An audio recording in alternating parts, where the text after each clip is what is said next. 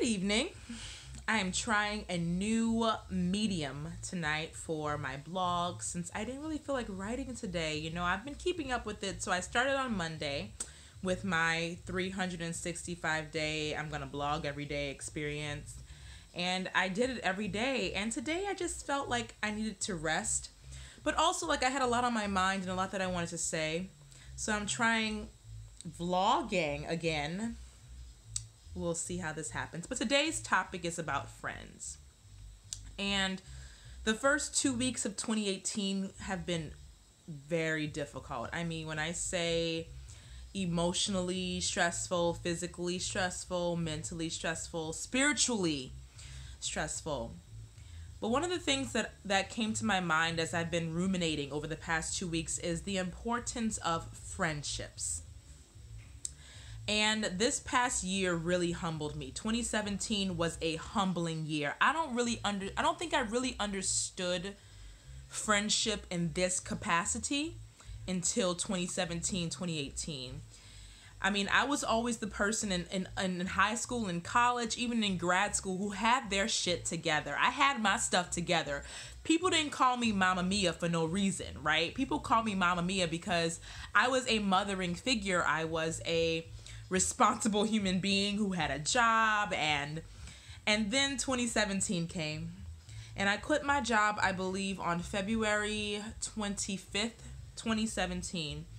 And I did that because I really just could not do this seminary graduate school experience working 30 hours a week. I couldn't do it. I couldn't get all the assignments in on time. I couldn't focus on this new thing God was calling me to do. Everything was going good in my life until God called me to preach last February. Okay, everything was going fine. I was a hustler. I found my courage and my identity was rooted in the fact that I was an independent woman. I worked my way through graduate school the first time, and I was determined to do that again this time. And then God said, hold up, girlfriend. I have something else for you to do that's going to demand your full attention. And that was hard. And the first couple of months after I quit my job, I made it work, but then I got to summertime and the money had run out, the savings had run out, and all of a sudden I found myself tightened in my chest and my spirit. I found myself dependent on people that I shouldn't have been depending on. And even throughout summer, my friends came to the rescue in several ways, which I've talked about on the blog a little bit in previous posts this week.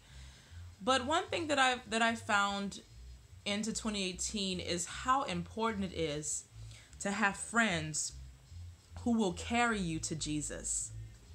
Friends who will drop everything they're doing to make sure that your healing takes priority.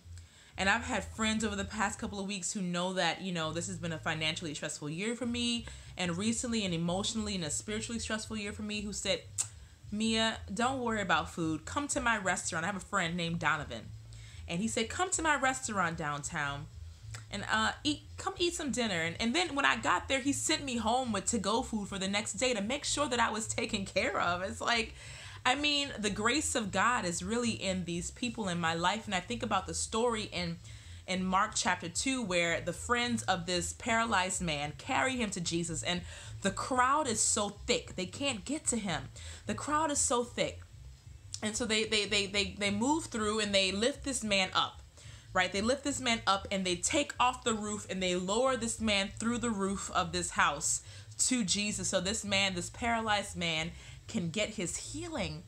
And I think about that. I think about the friends who have carried me to my healing, the friends who have carried me to Jesus over the past year, the partner and the people in my life who have made sure that I have not gone hungry spiritually, emotionally, physically, the people in my life who have made sure that my healing was of utmost importance to them. And I'm just so grateful.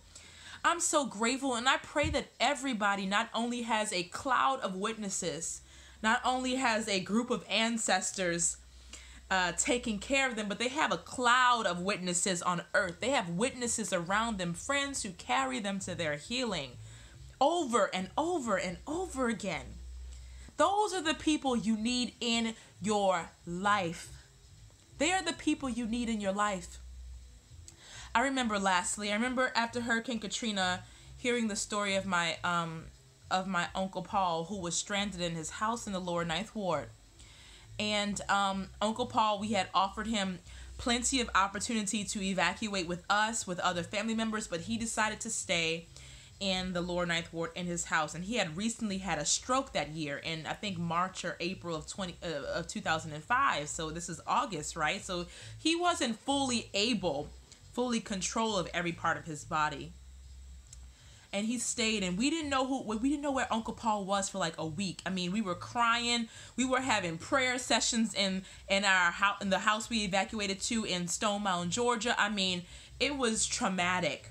And I remember just thinking, Uncle Paul is gone. Uncle Paul is gone. And a week after Katrina, we found out that Uncle Paul was alive. And here's the story.